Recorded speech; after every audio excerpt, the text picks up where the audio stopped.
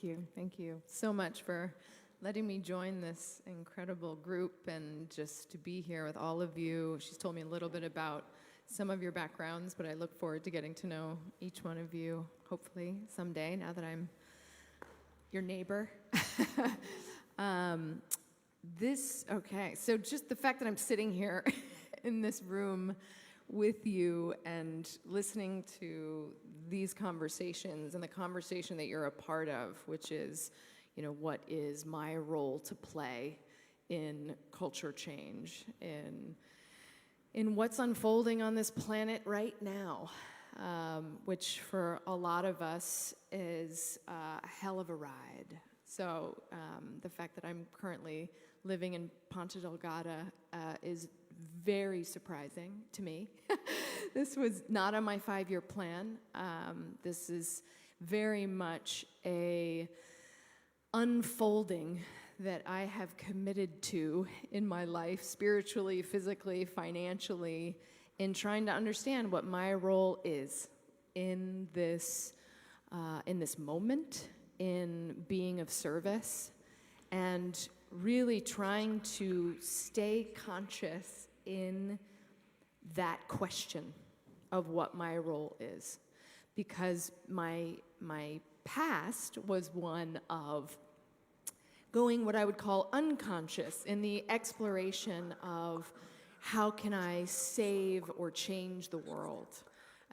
This wanting to be of service comes, honestly, I am the daughter of a psychologist who's worked with survivors of trauma for over 35 years. My dad was a physician, and I grew up wanting to do good and didn't know how I was going to do that. And the first idea I had in world politics class as a student of international relations in Washington, D.C. was to work in international development. That's a way to do good. So I went and started working in IGOs and NGOs in college and the White House, and it was very clear that this was not the place to do good. And so, no, that's not totally true. There's plenty of people doing good, but it wasn't the place for me. So I thought, okay. Crystal, let me just give you a heads up, sorry. Yeah. The slides must be controlled from over there, so you need to give Marco a little heads up if you want him to change the slides for you. Also, feel free to walk around if you like. I know you don't like sitting down too much. And I've got a little Britney Spears thing going on here, so I can do the same if you want me anywhere. Okay, great. But go ahead. Sure. Move freely. Okay. So I don't remember what I was saying, but we can just... That was not the place for you. Yeah, that was not the place. So this has been this, this scavenger hunt of what my role is. And so wanted, just for anyone else who might have that experience, first of all, normalize it. Second of all, that I've really, really gone after this whole world-changing idea. Went full force. And so the second place that I went was to Hollywood. It was like, if we want to change culture, then it's through motion pictures. And so went and worked my way up, started it, as a waitress in a restaurant in Hollywood, and then got a job working at Sony Pictures for Nancy Meyers, and immediately was aware of this culture of hustle and competition and slight misery. And it was this looking around at all these successful people and starting to get this feeling of, wait, if this is winning, then this game is a little suspect. And so spent quite a few years trying to win it anyway. You can go to the next slide. And ended up starting a company called Good. And we were about 24, 25 years old and started making as many movies as we could, as fast as we could. And I ended up getting into documentary film because it was faster into production and much less talking about doing things and more of actually doing things. And these are some of the movies that I have the honor to be a part of. One was about kids, the one Which Way Home there in the top middle was about kids immigrating by themselves over the border from Mexico and Central America into the U.S. Another one's about this Barack Obama, who was just a senator at the time and had this idea of running for president, and we were lucky enough to get in very early, documenting his journey as the soon-to-be president. And this whole journey was one that I feel incredibly lucky to have been a part of. I learned a ton, and within 5 years, I started hitting burnout. So it was like the fuel that was moving me was this feeling of responsibility, that I had to make as much impact as I possibly could. And if I don't make enough impact, then I'm a failure, then I'm a loser. It wasn't conscious. I wasn't fully aware this was what was motivating me at the time, but it was. And it was that fuel I found was cheap. So this feeling of over-responsibility that so many of us have right now, especially as we see what is unfolding on the planet, can be a short-term fire starter. It has a place. Righteous outrage and upset and the fight has a place. But I found that energy, again, just was more short-lived. It was an easy to burn out. And anyone who works in nonprofits and anyone who has experience in the social impact space, I'm sure you've experienced it or you've witnessed it. And so that really led me to this question again of like, wait, who am I and what is the role?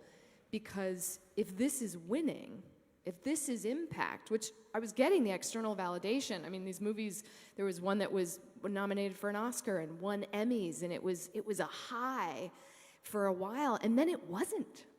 Then it was like something cool would happen, and I'd be like, flatline. And that got scary. Because it was my connection to just feeling and being connected with other human beings started to get less and less alive. And that was the big turning point, which I was super depressed, living in New York and trying to figure out, okay, well, if I'm not a producer, then who am I? What am I? And that I Googled meditation in Manhattan, ended up getting introduced to a Tibetan Lama living on the Upper East Side.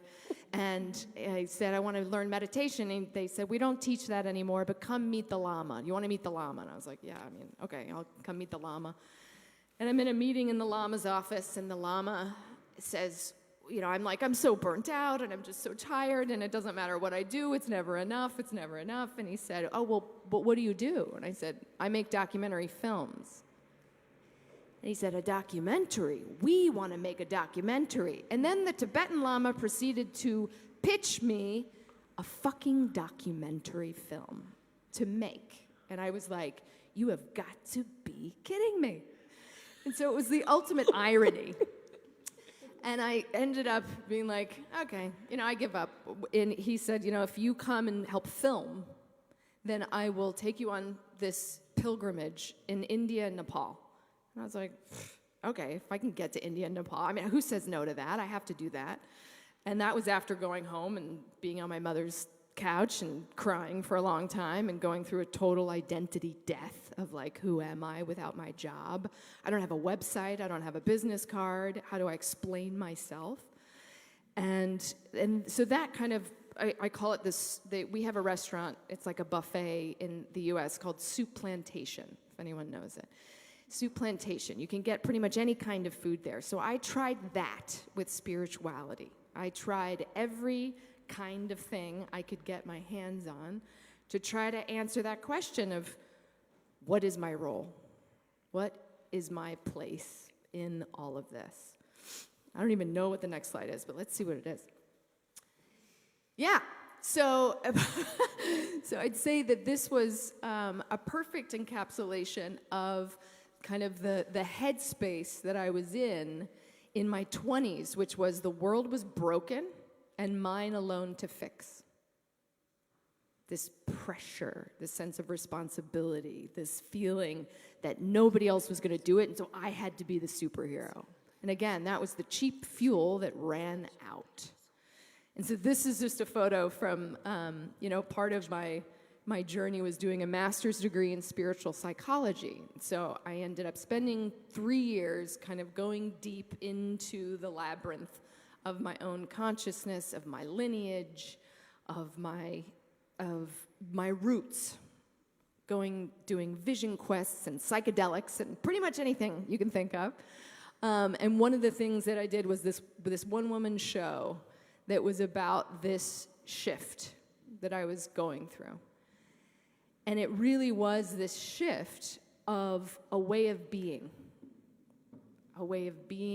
from one that was extractive, individualistic, focused on how was I going to make the impact? Starting to shift into this mysterious other way of being that I had no idea, but it was more collaborative, more group-oriented, less about me, less about the impact I was going to make, and more about what is the thing inside of me that lights up, that becomes this guiding force, this aliveness that started to become the compass. We can change the next one. That started to become the compass that was guiding me was this sense of aliveness. Don't read it yet. That's funny. Because this became, when I was totally in the dark, totally terrified, who the hell am I? What's my role? It was this little thread of aliveness, this little piece of connection that started to come forward that was like, ooh, it's leading me somewhere. And there's artists in the room. You know this. You have dedicated your life probably to serving this thread of aliveness, this thing that makes you feel connected to yourself, to other people, to nature, to everything. And I'd say that was the real thread that led me on this journey, this transition from what we would call an ego-centered mindset to an ecological mindset.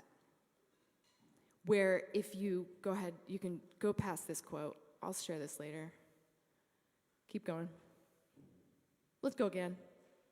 Yes. So this helps to kind of capture this shift that was happening inside of me, totally against what I wanted. I didn't want to change my way of being. I wanted to win the game. Winning the game started to suck in some mind-blowing sense. And then it was like, okay, something else wants to come through, something else wants to emerge, and I have to surrender to that. And so what was happening, now that I'm looking back, I have this awareness, then I'm just terrified, but now it's a sense of going from this perception, right, that we've essentially been in, not necessarily indigenous cultures, they've kind of understood this for longer. And so now we are starting to wake up to, this made-up pyramid, manufactured pyramid, isn't real. It's not real, it's not only unsustainable, it's suicide. So, okay, great, now we get that. So how do we do that? How do we transition into that? And that's kind of the journey that I'm trying to express, which is this starting to ask yourself questions of who am I? Why am I here? What is my role? What makes me come alive? There's this amazing Howard Thurman quote that I've used as a mantra when my mind wants to say, how much impact can I make? You have to make the most impact. It has to be the most impact. And then there's this quote that keeps coming up, and it's like, no. Don't look for what the world needs. Look for what makes you come alive and go do that, because that is what the world needs. And there's something that happens when we do that There's something that happens when I do that, where all of a sudden I'm not competing as much. I'm not focused as much on getting rich and famous and needing 1 billion likes or whatever my ego thinks is going to lead to fulfillment. That starts to shift. And then all of a sudden I'm on this wild ride and I'm in Ponce Delgado and I'm having conversations with people that I, again, would never have imagined.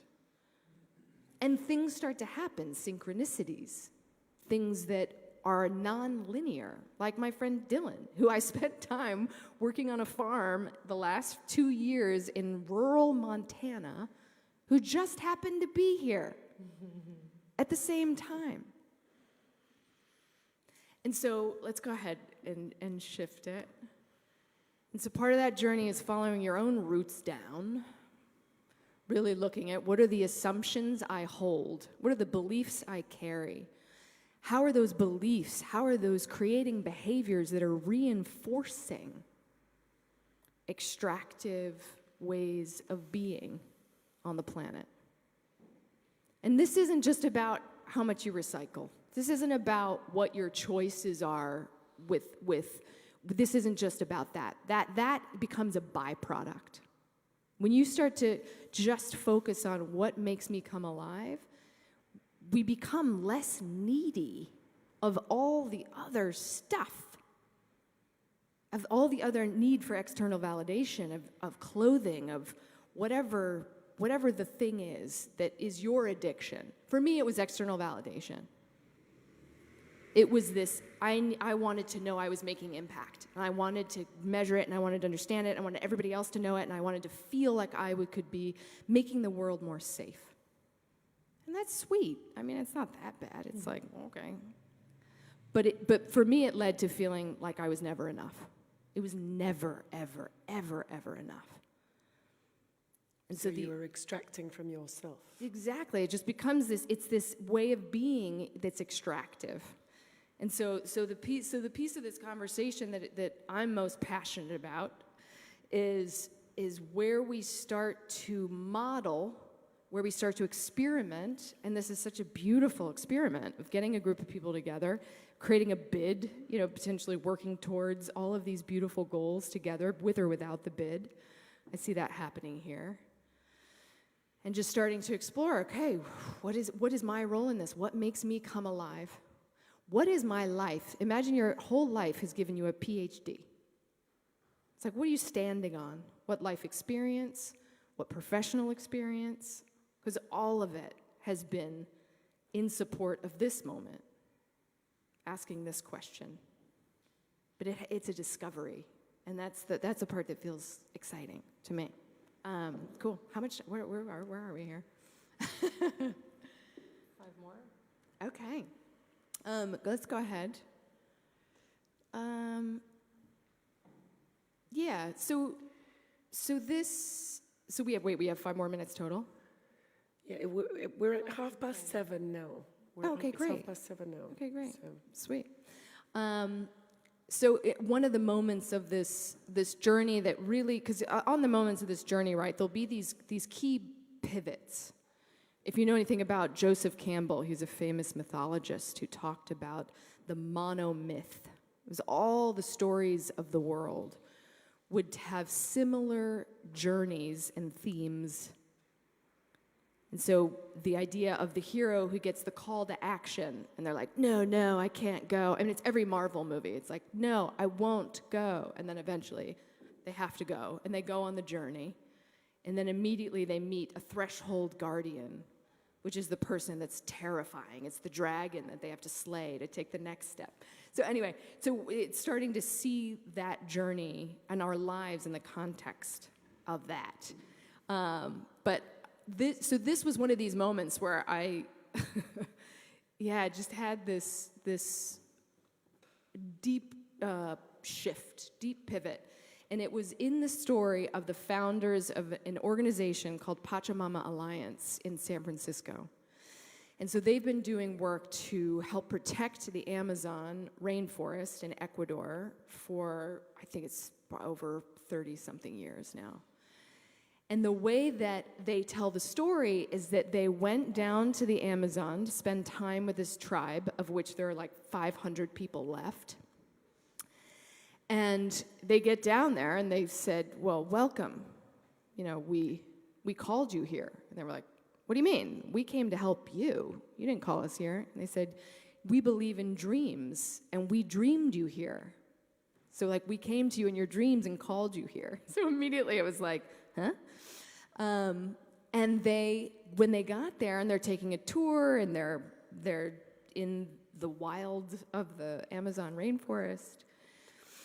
At one point, Lynn Twist, one of the founders, a woman comes from kind of behind all the men that are leading, and she grabs her by the arm, and she says, where are your women? And Lynn Twist is like, what do you mean? And she said, well, when our men go out and go hunting and go fishing and go getting wood for our homes, they keep bringing it back, and then at some point we say, that's good, we got it, we have enough. Why aren't your women telling your men that you have enough? So, of course, this isn't about gender. This isn't about women and men. We all have the masculine, the feminine, the part that goes out to get it, and the part that knows it's enough. But this part, right, has just we haven't worked it out as much. That muscle isn't as strong. And so that piece of when do we know it's enough, and what does enoughness actually feel like, is now what I spend my time creating all kinds of slides and talking about behavioral science and behavior change, is really simply about trying to understand what gets in the way. I'm pointing at this thing. Of us being able to experience enough. And that being an embodied experience. And so as of now, I've been starting to do, teaching different areas. Like right now, I'm working with a bunch of people in marketing and communications and leadership around principles of regeneration. How can these exist in our businesses? How can they exist in our conversations, in our processes, so that whatever we do, we're doing it with this in mind. And when we're out of integrity with that, which we will be over and over and over again, how do we deal with it? What's the conversations we're having? What are the relationships we're building? And not just with the humans, but with the non-human. And that when we're in that circle, that makes perfect sense. But when we're in this, we've lost the plot. And so anyway, that's some of the stuff that I've been focused on lately. And I'm so excited. I hope that I can contribute in some way to all that you're doing. And if anybody wants to talk documentaries, I'm happy to talk about that too now. But I would love to give us just an opportunity to engage with each other and explore this question of why am I here? And so the way that we'll do that is I'm going to invite you just to turn to someone. And if you want to take my seat, you can sit next to my mama. And just turn to someone on your left, it looks like, left and right on this side. And we're going to take turns. The first person is going to ask their partner one question 5 times. So you literally just go, why are you here? Let them answer. Why are you here? Let them answer. Why are you here? Let them answer. Why are you here? Why are you here? 5 times. And the idea is not to think too hard. Just answer the question every time it's asked. And just notice what your answer is. And then you switch. Okay? Is everybody down with this thing? Sweet. So let's go ahead and and once you're done with person 1, you just switch over to person 2, and that person again, ask the question, why are you So, here? Bristol, before we do that, could we just, we need to say goodbye to our live audience because they will not be able to I forgot. be doing that very exercise, or maybe they will. They might very well Oh, no, do please, that. But please do. Pull out a pen and paper and just write down, why are you here 5 times? ask yourself 5 times Ask if you don't have a yourself. companion. Is that enough, But- though? That's a very good question. Very clever question. But we need to release our streaming team and okay, great. allow them to go home at some point this evening. So I think this could be the moment where those who are following us online, we are grateful for your presence, but we will now continue in private so that we can share our learning journey with the people who are present here in our Human Academy in the More Than Human campus, part of our pilot projects for the Azores 2027 candidacy of... Sorry, I'm not actually part of the team, that's my excuse. So I'm going to leave, I'm going to let Rita close this and be silent now, which is not my forte. Ok, thank you everyone. Obrigada a todos e especialmente obrigada ao Palco de Ilusões e ao Coliseu Micaelense por nos apoiarem nesta jornada. Fechamos então hoje o ciclo desta primeira edição do Programa Paralelo da Academia Humana, o nosso programa de capacitação dos agentes do setor cultural e da sociedade civil, no âmbito da candidatura que então estamos a fazer e a terminar para sermos a próxima capital europeia da cultura portuguesa. É isso, fechamos. Capital Europeia da Cultura 2027. 2027, É exato. aqui. Obrigada.